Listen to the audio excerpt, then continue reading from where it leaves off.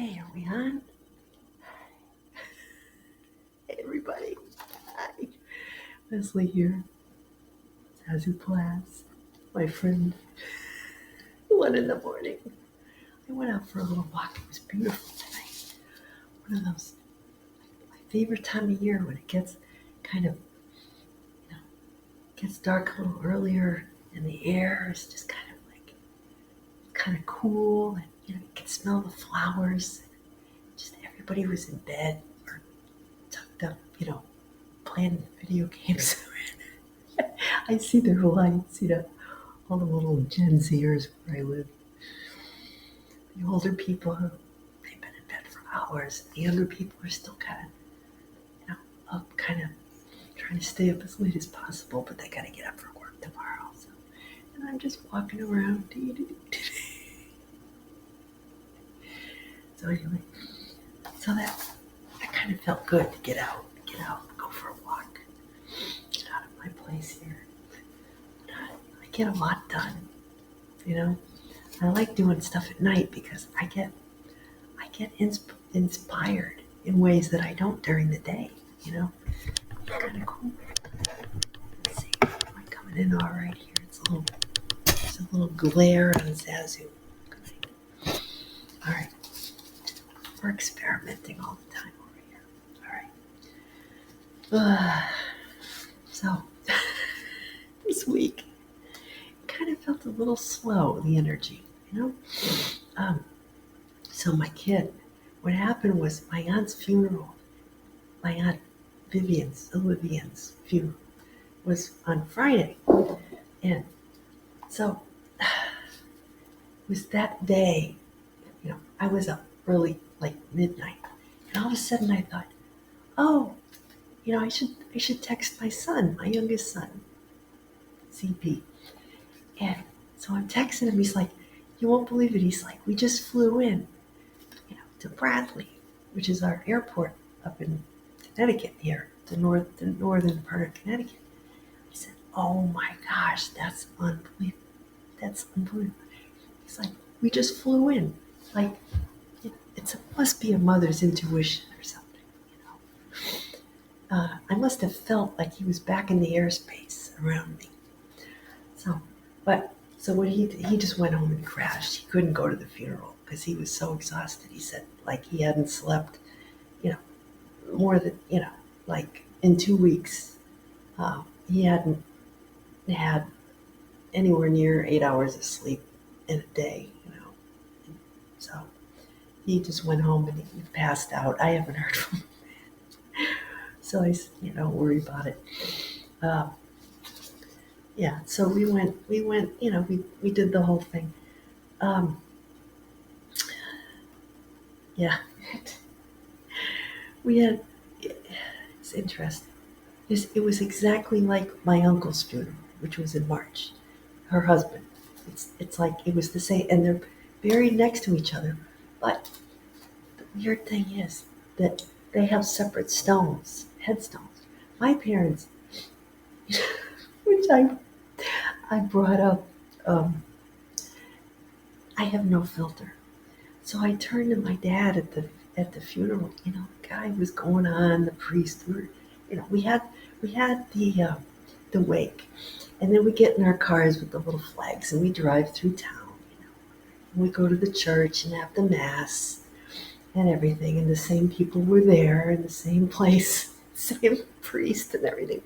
So, it's like ditto. So, but we're at the burial site, right? And my parents and my aunt and uncle, they all bought their plots together, right? They're in the Shishi town next door to where I grew up, right?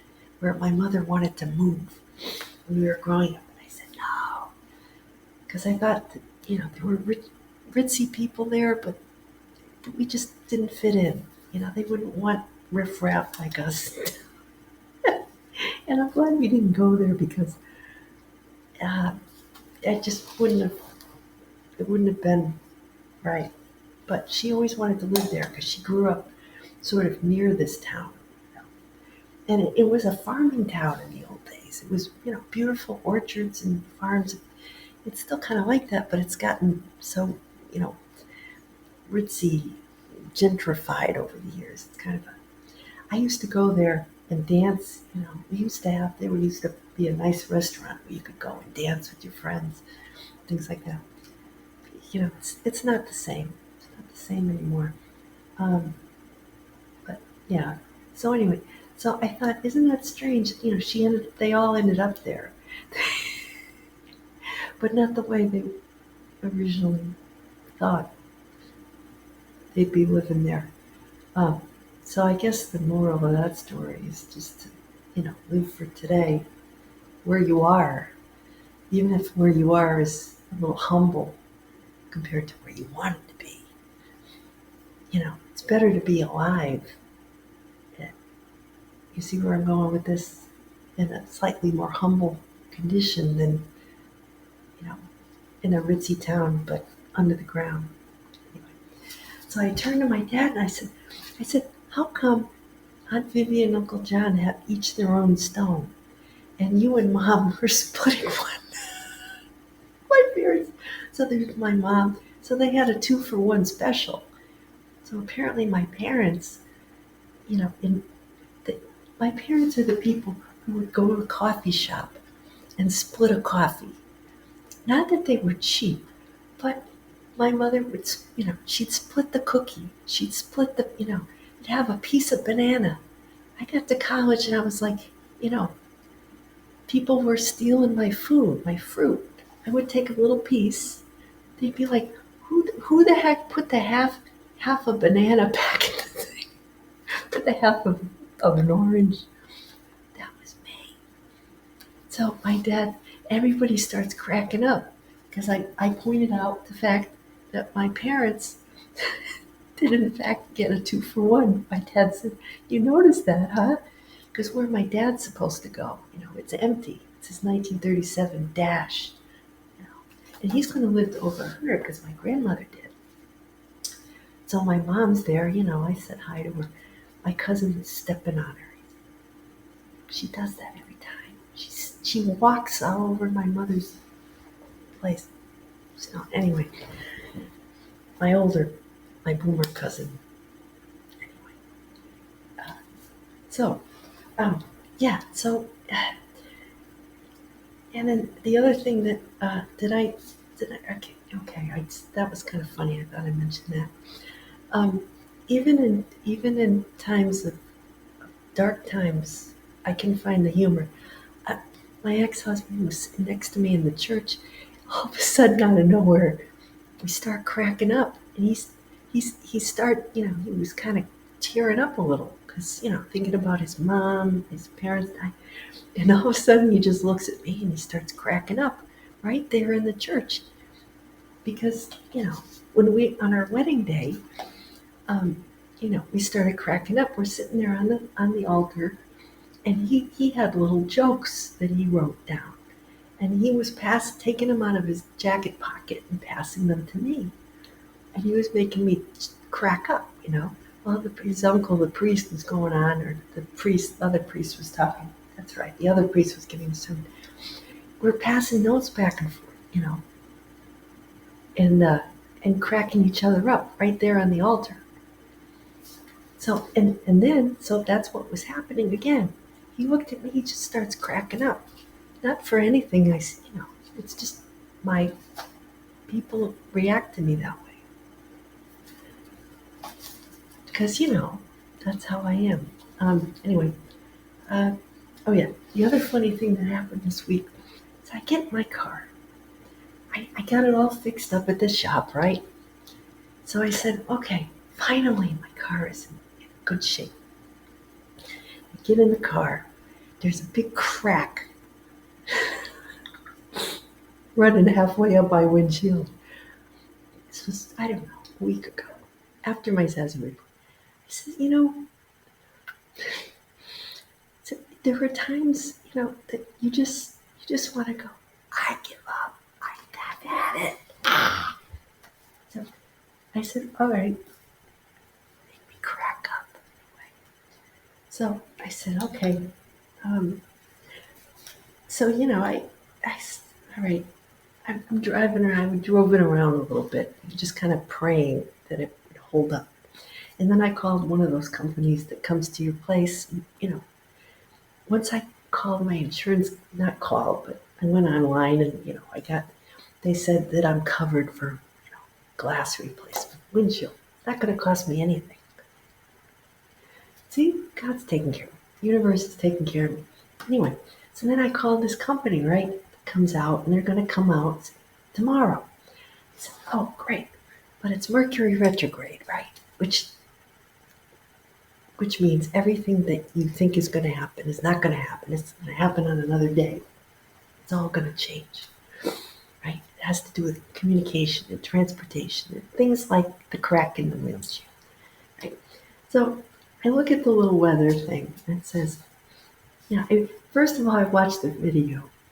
They send you this little video, how to prepare for your windshield replacement. And I could swear I just had the damn thing replaced. But it could have happened when it was in the shop, or my ex-husband could have done it when he was taking the kids' stuff to move into his new off-campus apartment.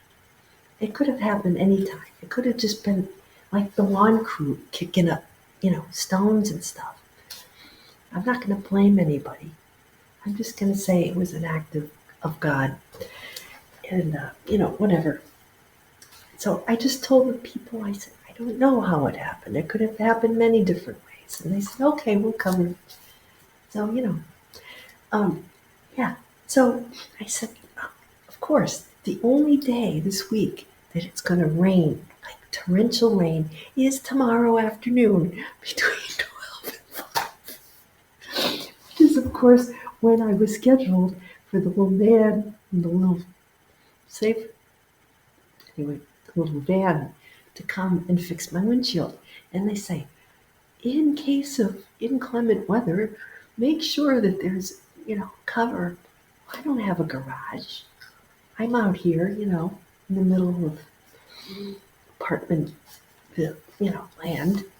I'm like, I have about this big of a spot. I thought, well, afternoon on a Monday, everybody will be gone, so I'll have more space. Yeah, but it's gonna rain. So I said, of course it's gonna rain. Of course. Mercury retrograde. I said, okay. So I rescheduled. So now I hope, because I have to take my car Wednesday and go somewhere. And, appointment, I need my car. So I hope it doesn't rain. I'm crossing my fingers. Because I don't want to reschedule anymore. I want to get the damn thing done and get on with my life. So, and I started so I started looking at the readings today. Of course, I started looking at today's, which is Monday, instead of Sundays. But it turns out that the message, it's a little of both. It's a little of today and it's a little of yesterday's, the Sunday readings. So today's, it has to do. Okay, so there's some things in here. First of all, was the rainbow. There was the reading from Ezekiel for today. And it had to do with, like, he had this vision. There were 4 creatures, like human type. And then there was someone, like, on a sapphire throne with a rainbow, gleaming like electrum, with, like, fire around him. And, electrum is like a gold, silver coin, an old coin that they used to have. So, obviously probably a vision of Jesus or something like that. And then, so that, there's this coins thing and the rainbow.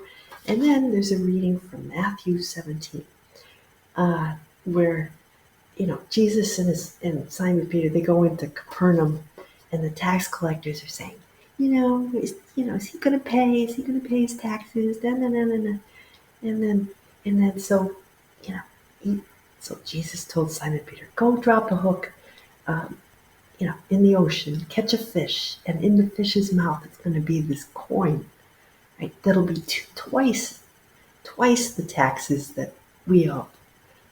So So there's this tax collector theme, right? And then this rainbow.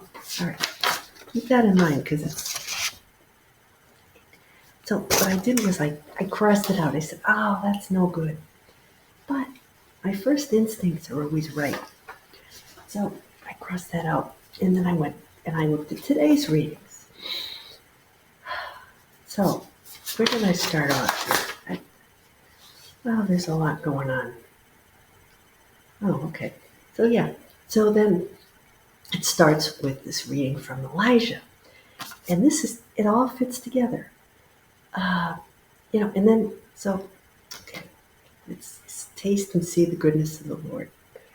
What it is the theme is about, you know, when you think you've had enough, when you think, you're the afflicted man like Elijah. Right?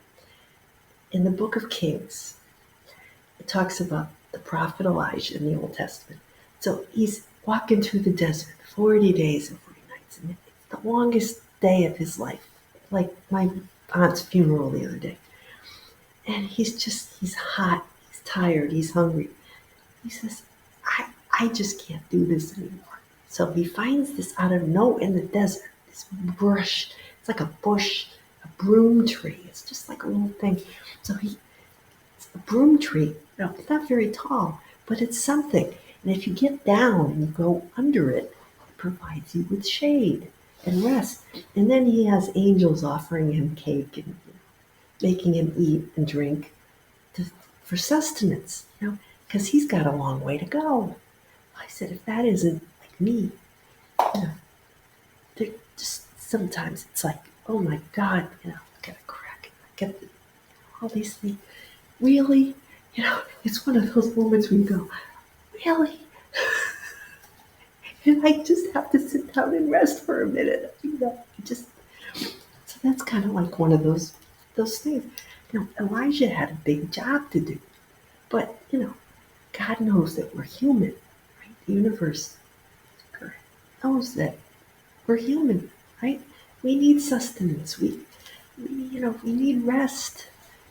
So the Lord's, taste and see the goodness of the Lord. My mother-in-law said that when my oldest son was born. Here I am, just like recovering from kid. She shows up with balloons and starts singing, taste and see the goodness of the Lord.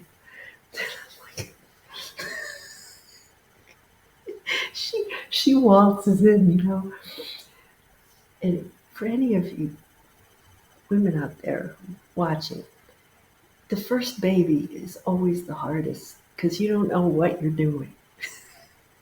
And you're exhausted. And it was a 20-hour labor, and I hadn't eaten, and I hadn't had anything but ice chips, and I had all kinds of stitches and poked and prodded and things everywhere. And then there's this kid who, needs you. And then she comes in, all primped and propped and with her, balloons and, asking to see the baby and anyway. So she starts singing the taste and see because she was one of those Eucharistic ministers, used to give out she'd put her cross on and she'd give out the bread and the wine, she'd take a little wine, I think that she liked that job because she got snacks. But anyway, she got to have some nip at the wine while she was, in the back.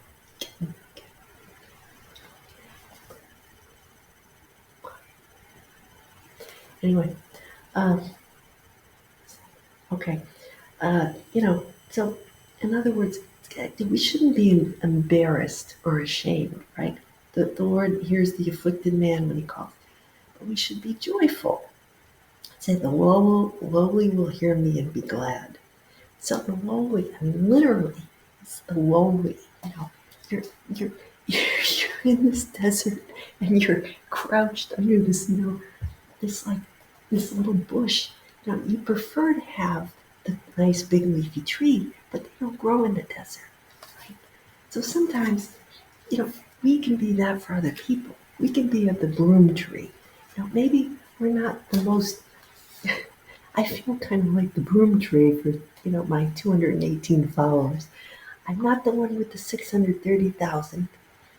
Um, and maybe, my message is for just certain people that feel called to hear my message. Maybe it's not, you know, the loudest. Maybe I'm not, you know, the most lofty, but, somebody will be grateful for what I have to offer. My shade, my little shade, such as it is. All right. So, that's important. Yeah. Go with, efficient. Don't grieve. Letting go of the lower emotions. In other words, you know, uh, because we can't go on unless we get rid of that. So what, we're under the. You have to be strengthened and not stay there. It's okay to go there once in a while, but don't stay under the broom tree because then you'll never. You got to strengthen yourself as best you can for the long term, right? So that's important. John 6. Okay. All right. So Jesus, all right. So the sixth, John 6. Basically, Jesus is going, um, he's with his fellow Jews, and they're saying, who does he think he is? We know his parents. It's like me, going through the town. It's like I grew up here. Who does he think he is saying he's from heaven? He's from around the corner. We know his parents. Like, who does he think?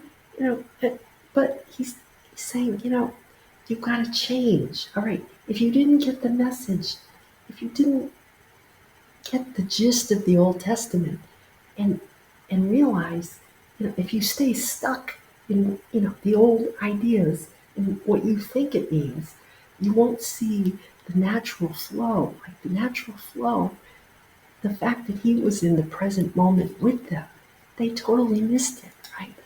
The fact that he was the one promised in the Old Testament, right? That we have to receive this new, these new, the new energies that are coming, right? And this time, in other words, that is what's going to strengthen us for the future, just like this, Elijah, right?